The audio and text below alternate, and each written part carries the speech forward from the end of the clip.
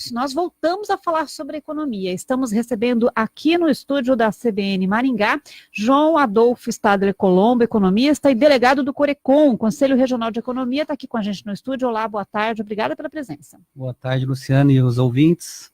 Bom, o Corecon está promovendo hoje, que é o Dia do Economista, né, um evento na Praça Raposo Tavares. A gente até já trouxe reportagem sobre o Entenda a Economia, né, que é para dar dicas, orientação para as pessoas sobre finanças pessoais, consumo consciente, é isso?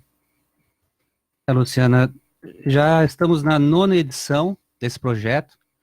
Ele consiste na entrega de cartilhas, onde tem toda essa teoria, né, de como se controlar nas finanças pessoais, cuidar do orçamento familiar, também entra na questão das dívidas, como fazer uma renegociação, os financiamentos habitacionais e uma pincelada ali na questão da poupança e investimento.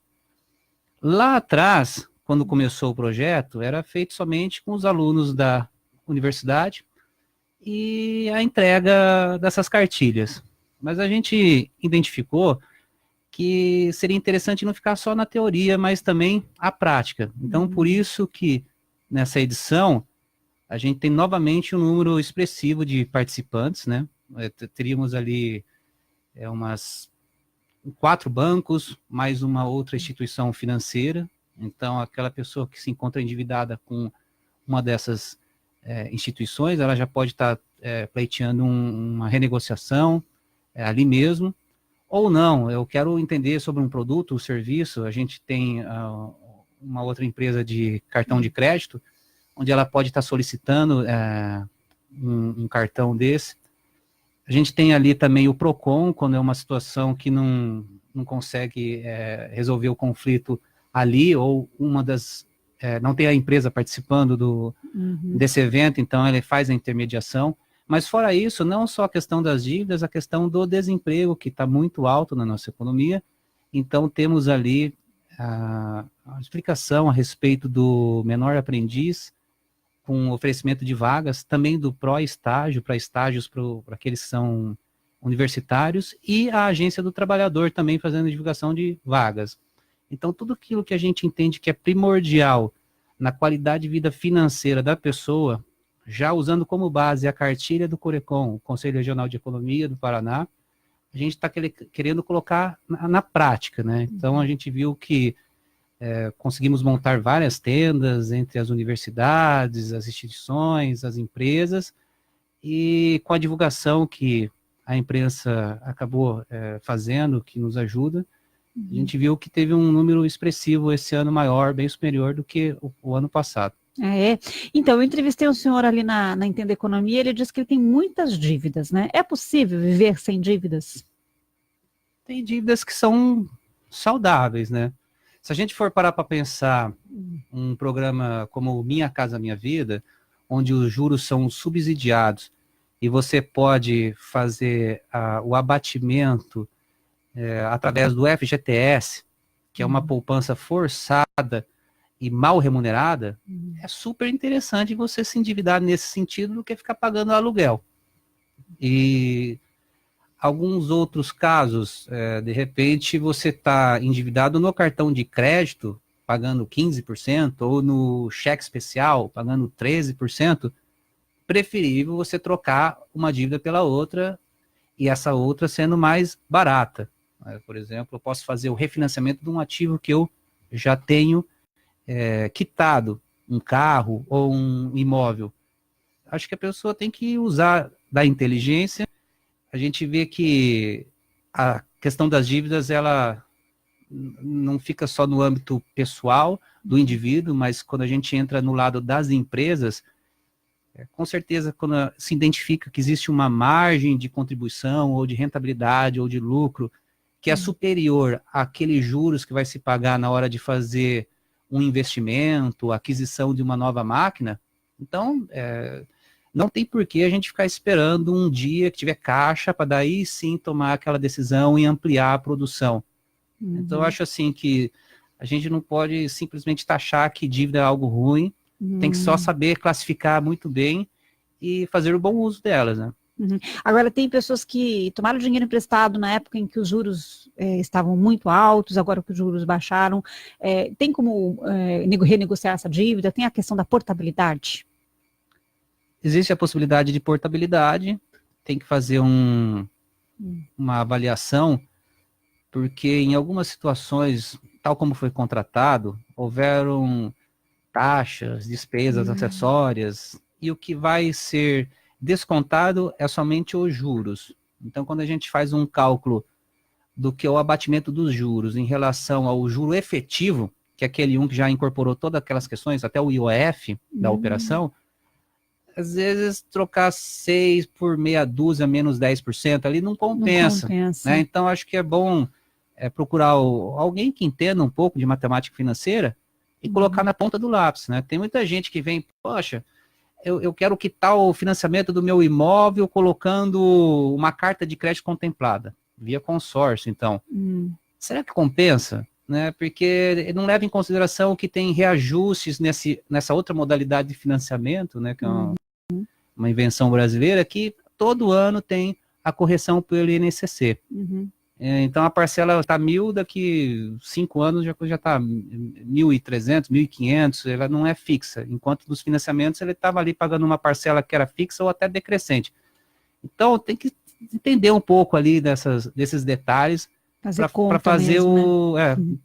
Ver se compensa mesmo. E depois, não só a portabilidade de dívida, essa que eu levo de uma instituição para outra, mas também das modalidades. Como eu já dei esse exemplo, de a pessoa está pagando um juro elevado no empréstimo pessoal ou no estouro de conta corrente, no cartão de crédito, e ela decide fazer o uso de um ativo, fala assim, não, eu vou financiar o meu carro para levantar 25 mil, para pagar num prazo mais alongado, parcela mais baixa e com um juro menor. Veja bem, às vezes, o que ela está pagando de juros lá na conta corrente ou do cartão de crédito é superior à parcela desse parcelamento que ela faria nessa outra operação.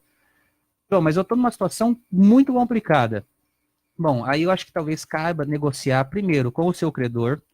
Se não conseguir acordo, tente com o PROCON, que ele serve para todo tipo de situação aí entre empresas e consumidor, e o banco entra ali. Relação de consumo. Relação de consumo geral. Por fim, é um meio que a gente acaba até fazendo alguns laudos periciais nessa área para advogados, é uma revisional de contrato. Né? Daí você já ingressa com uma ação na justiça mesmo, e quando você faz um recálculo de tudo aquilo ali, normalmente os bancos adotam alguma coisa ou outra abusiva, daí você tem que expropriar isso daquela movimentação. Algumas situações, por exemplo, de uso de limite de conta corrente, o banco aumenta e diminui, ele faz o que ele quer. Né? Não é cada vez que ele aumenta, porque a Selic subiu, que ele vai lá fazer você assinar novamente um contrato. Ele não acompanha. Então, o que pode ser feito nisso judicialmente, aí precisa de um perito que vai desenvolver o cálculo para abstrair o que foi de juros em excesso, e um advogado daí fazer essa parte. Vocês economistas sempre falam em consumo consciente. O que é o consumo consciente? Bom, se for para resumir, a gente gastar menos do que se recebe. Só que, para não ficar tão simplista, o importante é fazer um detalhamento disso que você ganha e do que você gasta.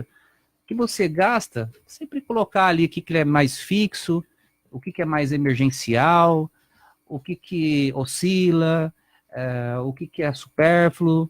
Né? Separa pelos grupos de alimentação, e mesmo ali dentro da alimentação, vai ter coisa que é mais obrigatório, vamos colocar assim, o arroz e o feijão, como vai ter aquele jantar fora, ou almoçar num restaurante chique. Isso aí você pode, de repente, deixar para suas ocasiões especiais, ou se nesse momento não comporta, espera um pouquinho as coisas melhorarem.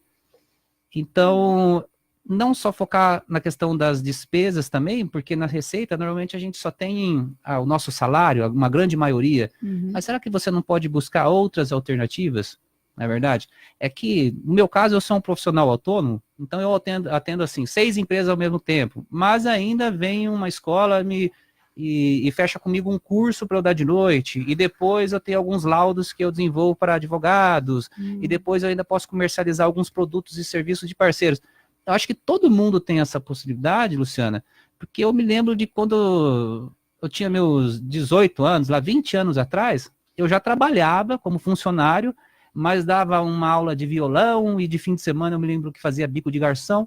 Então, quando está precisando, dá um jeito, né? Pois é, eu acho que a gente tem saúde aí, tem que mais aqui correr atrás, né? Então tem que adequar a questão das despesas, mas eu acho importante da receita.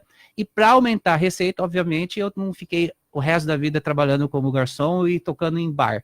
Eu fui crescendo profissionalmente através dos cursos que eu fiz a contabilidade, fiz a economia.